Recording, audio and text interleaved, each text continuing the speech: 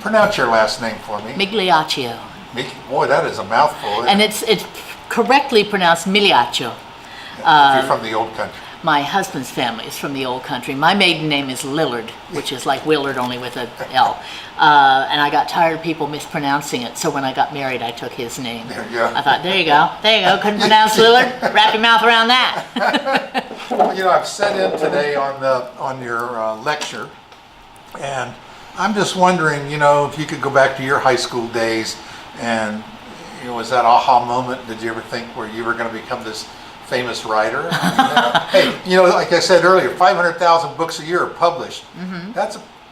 And I mean, counting self-publishing, which is a big market, but you had a publisher. That's a pretty big deal. Yeah. I mean, no, it's a really big deal. I always wanted to write. It was always my first love, and in fact, part of the dedication or the acknowledgments in my first book is to Audrey Cooper, who was my high school composition teacher, and she had a lot of interesting ways to approach writing and got me excited about writing.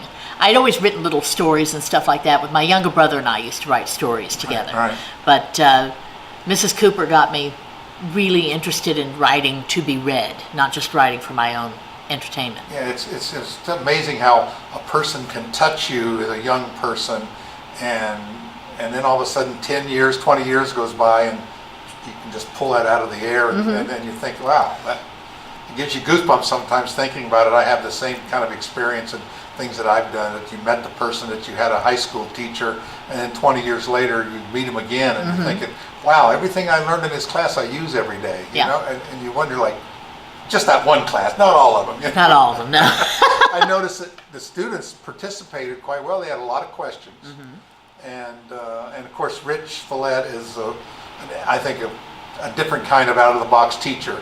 He's a great personality, and I think he engages his students in his class quite well. I really like Rich. He's terrific. A Renaissance man, I guess is what you call him. All right, so you came here. What was the ploy that Rich got you to come here? He just asked me if I would be willing to come and talk to his students, and I enjoy speaking to people about writing. I particularly like talking to high school age. I enjoy teaching. It's exhausting, which is why I don't do it very often. I sometimes teach for Theater Lab in Washington, D.C., and teach like auditioning for musical theater technique and that sort of thing. And it takes a lot out of you to teach. And I really think teachers are the single most underpaid people in our nation.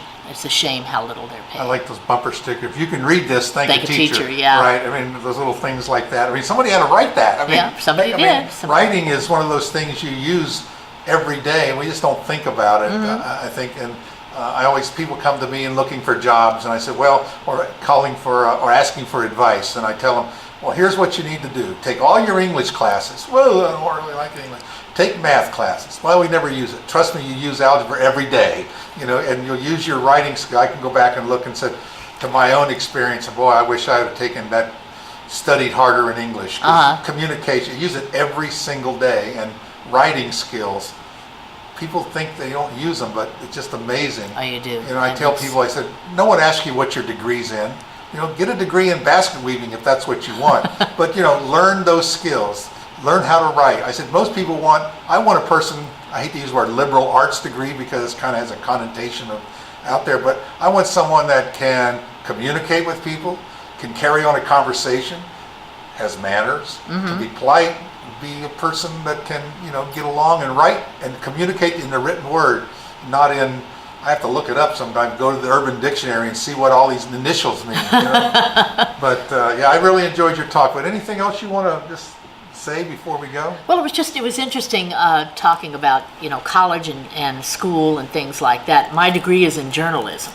And so I had to learn to be concise in the business, and I did pursue that for some years. But I think what was most interesting to me about the journalism degree was that they also required us to take, I think it was 15 credit hours in another discipline. So we knew something other than just journalism. Exactly. Because if all you know is journalism, then all you're equipped to do is write journalism. Right. And so it was like, I was at the University of Hawaii, so you could have taken 15 credit hours in oceanography Right, and right. learned about that, or political science. I took mine in public speaking. Which you're now using every day. Well, yeah, and at the time, I wanted to be a feature writer to, cover theater and personalities and that kind of stuff. And I thought public speaking, like, that helps me deconstruct all of that. But it was hugely helpful. I mean, I never intended to become an actress. I backed into that. And then the writing came back whenever the acting was not challenging me enough. That's when I returned to writing, and it's still the most satisfying thing that I do. It's amazing sometimes how I tell people about their jobs, and I use the example in New York City. You see the bellmen, and they start off as in college, getting a part-time job. They're making really good money, and life happens, and they're making $125,000 a year as a bellman, and then they get their degree in engineering to go to South Dakota to get a $40,000 a year job, which they don't do, and they stay a bellman and they retire after 30 years. and you wonder, like, how did life get in the way, No, it is funny the way that life turns out. I mean, I never, ever, acting was something I did for fun.